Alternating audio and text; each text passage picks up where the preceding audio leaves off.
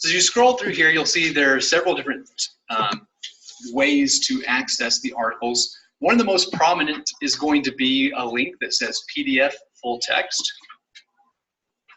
So that's great if that is available. When you click on the link, depending on whatever your browser settings are, plugin-wise, for how it handles PDFs, it should pull it up within the browser window. However, if for some reason you get an error and it's not showing up properly or something along those lines, your backup is always going to be this link up here at the top. It says download PDF. If you click on that, that forces a download of the actual PDF file to be saved on your device by clicking on that if it's not showing up here within the browser window. Now, typically the PDFs of the articles that you find are going to be searchable in terms of the text. So depending on, what your settings are, if you have a plugin that allows searching within PDFs, you can search here and find different things. A helpful feature is over here on the left-hand side where it shows the article's place within the rest of the journal. So, in many cases, academic journals will do themed issues on particular topics. So it could be that if you're finding an article that is of interest to you or that you might use in your paper, it could be the case that there are other articles that you didn't know that might also be of use to you that could also be from the same issue of the journal.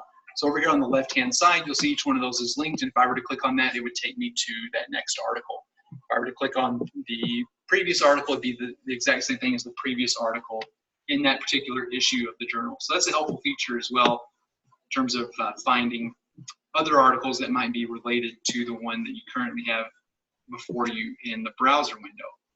So that's the first type of access to full text articles. The second type is going to be, let's see if we can scroll down here and find an example. All right, an article that must be requested from another library. So in this case, you'll see this article, Waste of Space or Room for Place. Let's say that this was an article that I was interested in. You'll see it's from the Journal of Youth and Theology.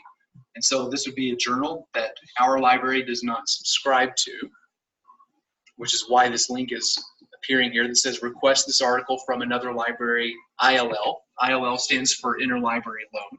And so that's exactly what you're going to do by clicking on this link if you think that you need this article. When you click the link, it should drop you off on the request page. And this is the form that you need to fill out in order to receive the article. So put your first and last name here. Address is a required field for whatever reason, but we're not going to print out a print copy of the article and mail it to you. So what you put in that box is ultimately irrelevant, but if you want to put the city you live in or something like that, that's fine. Email address, however, does need to be your Midwestern email address so that we know you are one of ours who is trying to request this article. Make sure that you are, in fact, a Midwestern student who's asking to receive the article from another library. And then your phone number is in case we need to contact you or if we're having difficulty obtaining the article. We're going to try to contact you via email first, of course, but if for some reason we've contacted you via email and we haven't heard from you, then the phone number is a backup for us to try to get in contact.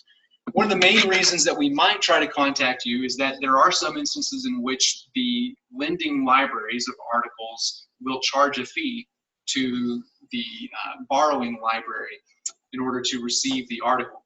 When that does happen, that is never a case of us going ahead and receiving that article without your authorization, which is why we need to contact you, because if we are paying to receive the article, then you are paying to receive the article. So you would be charged the amount that the library is requesting for that, and we would add that to your student account, and you would be responsible for that payment. Now, again, we're not going to do that unless you tell us, no, I want you to go ahead and pay that because I want to be charged that. I need that article. I'm just going to have to pay the charge. In most cases, we have different arrangements with different libraries. That's getting a little bit into the weeds that you don't really need to know about. But we have ways of trying to get the article without having to pay for it. And we will exhaust all of those until we reach a point where the only option is to pay for the article. And then at that point, we would contact you and say, the only way we can get this article is by paying $10 for it. What would you like us to do? At the bottom of the page, you'll see that all the relevant information that we need is already filled out, so you don't have to worry about any of that. It's all brought in from whatever that article is. Then once you filled out that information, you hit the submit, and that sends it to us so that we can begin working with other libraries to try to locate that for you. The third type is going to be an article that is actually something we can access here on campus and get to you. So you're looking for the notation, this title is held locally in those instances. And sometimes there's going to be a little bit of an overlap here. If for some reason you see an ILL link and it says this title is held locally, it's actually a mistake where the system is confused. There's some like technical bugs and kinks that cause that to happen. But do keep an eye out for whenever you do see this note that says the title is held locally, because in this case, if you try to request it from another library, it's not actually going to work. Even though you send the request to us, we can't actually process it to the other libraries, because the other libraries are going to be, well, why are you asking to borrow stuff that you yourselves have? And so it creates a redundancy there. So in this case, if it says this title is held locally, you need to send an email to us. The email address that you need for that is ILL, so like for interlibrary loan, ILL@mbts.edu. And you need to tell us that it's something that we have locally on campus and give us the information that we need. So, you know, the journal that it's from, who the author is of the article, the page numbers, the issue of the journal, all the relevant information that we would need to be able to locate it. And at that point, what we would do is we would find the print copy of the journal here on campus, and we would have someone scan the article for you as a PDF, and then we would email that to you as an attachment from us in the library. So again, difference from a lending library, you know, it's going to be an access link. If it's from us, something that we have, it's just going to be an attachment to your email. So why is that the case? For example, in this case, for whatever this article is, it's from the Journal of Youth Ministry. And the Journal of Youth Ministry is a journal that we subscribe to. So you're like, well, why is this not included as a PDF full text?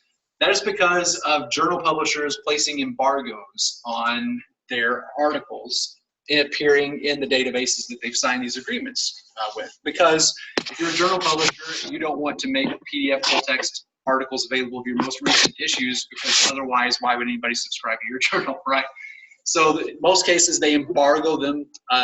The most common embargo is 2 years, but sometimes they extend to 3 years, and in rare cases, even beyond that, to something like 5 years.